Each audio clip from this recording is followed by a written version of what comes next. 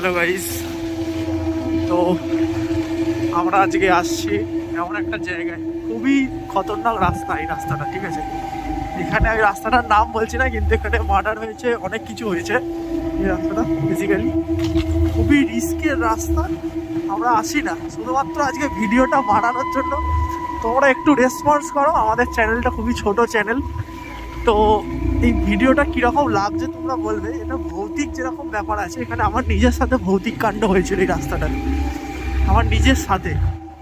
দুদিকে শুধুমাত্র বাঁশ বাগান আর কিছু নেই, ঠিক আছে, রাস্তায় শেয়াল করে।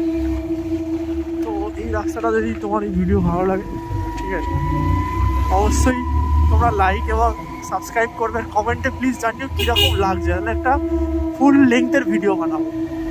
দেখো রাস্তাটা, বাই গাইস, সাবস্ক্রাইব করে দিও, দেখো রাস্তাটা, লাইক করে দিও, বাই।